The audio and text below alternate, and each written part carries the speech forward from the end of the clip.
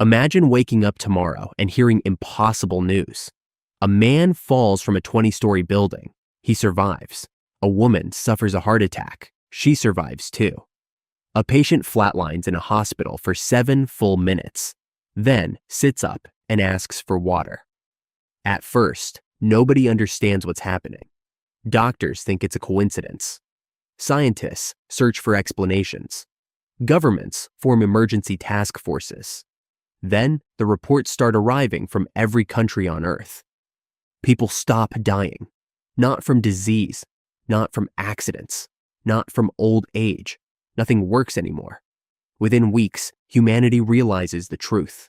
Death is gone, forever. The celebrations begin immediately. Fireworks fill the sky. Church bells ring for hours. Strangers hug in the streets. People laugh. People cry. The entire world feels like it just won the lottery. Your grandmother calls you that night. She's crying so hard she can barely speak, not because she's sad, because she's 92 years old, and for the first time in decades, she isn't afraid. Neither is anyone else. Funeral homes close, hospitals shut down, terminal patients go home, doctors become celebrities, scientists become heroes. Humanity has defeated its oldest enemy. For a while, life feels perfect. People start making plans they never would have dared make before. A man diagnosed with a terminal illness books a trip around the world. A woman in her 80s decides to learn how to play the piano. Couples stop worrying about running out of time. Parents watch their children grow up without that quiet fear sitting in the back of their minds. For the first time in history, the future feels unlimited. Humanity doesn't just survive, it relaxes. Entire generations grow up believing death was nothing more than a problem their ancestors failed to solve. Parents stop worrying every time their children leave the house. Nobody fears bad news at 3 a.m. Nobody fears saying goodbye. You feel lucky. Lucky to be alive during the greatest moment in human history. Years pass. Life continues. Except now, nobody leaves. Your grandparents are still here. Your parents are still here. So are millions of other people who would have been gone. At first, nobody notices the difference. Cities expand. New neighborhoods appear. Construction cranes fill the skyline. Governments promise they can handle the growth.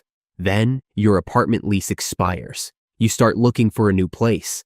Every apartment is taken. Every waiting list is full. Every landlord has hundreds of applications. What used to take a week takes 8 months. Eventually, you find a place. It's smaller, more expensive, and farther away.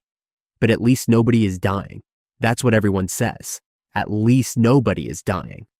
A decade passes. The grocery store limits purchases. 1 loaf of bread, 1 carton of milk, 1 bag of rice. Temporary measures. That's what officials call them. Temporary. The temporary measures never leave. Neither does anyone else. The roads become crowded. The trains become crowded. The schools become crowded. Everything becomes crowded. You wait 4 hours to see a doctor, 3 years to buy a home, 7 years to get approval for a business permit.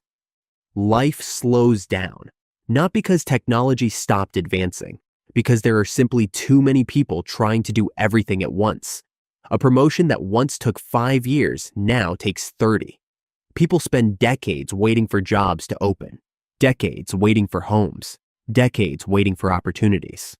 The world keeps producing new dreams, but fewer and fewer places exist for those dreams to go. Every year, there are more people, and every year, less room for each of them. Still, most people wouldn't trade immortality for anything. Not yet. Another few decades pass. Your grandfather turns 150.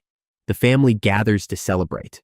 Children, grandchildren, great-grandchildren, great-great-grandchildren. The family tree has become so large that nobody can remember everyone's names anymore.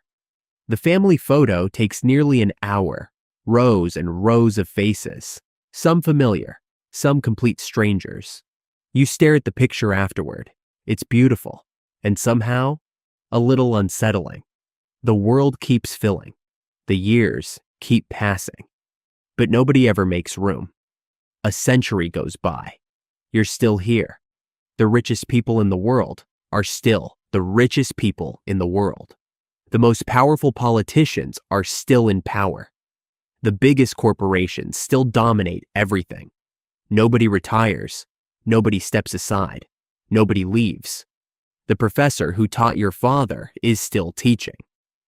The CEO who built a company 2 centuries ago still runs it.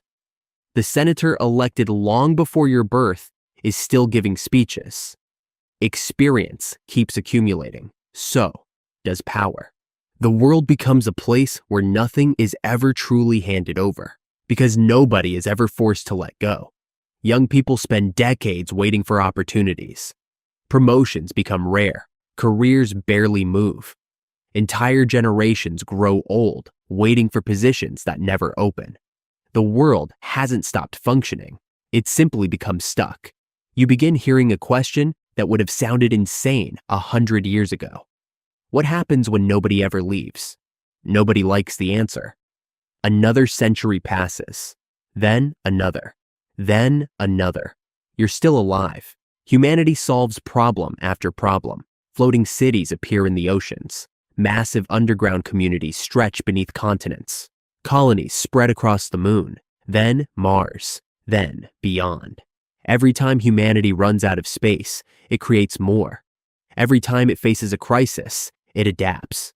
Humanity survives. Humanity always survives. But something strange begins happening to you. You stop remembering years, then decades, then centuries. Memories start blending together. You can't remember whether something happened 300 years ago or 500. Old friends are still alive. The conversations feel repetitive. You've heard some stories so many times you can finish them before they start. Friends you've known for 1,000 years still tell the same jokes, still complain about the same problems, still revisit the same memories. Not because they're boring, because eventually every possible conversation begins circling back on itself. There's only so much novelty a human mind can experience before familiarity starts swallowing everything. Stories repeat, arguments repeat, trends repeat. Everything eventually comes back around. You start keeping journals, then digital archives, then entire databases dedicated to your own memories. There is simply too much life for one mind to hold. Thousands of years pass. You're still here. You've crossed oceans, walked on distant worlds, read more books than entire ancient civilizations ever produced. You've watched empires rise and disappear. You've seen technologies that would seem like magic to your younger self. You've lived more lives than anyone was ever supposed to live. And slowly, something changes. Not in the world, in you. Nothing feels urgent anymore. You can always do it tomorrow, or next year, or next century. The consequences of waiting disappear. So does the motivation. You postpone dreams, then postpone them again and again. Learning a new language can wait. Starting a business can wait. Calling an old friend can wait.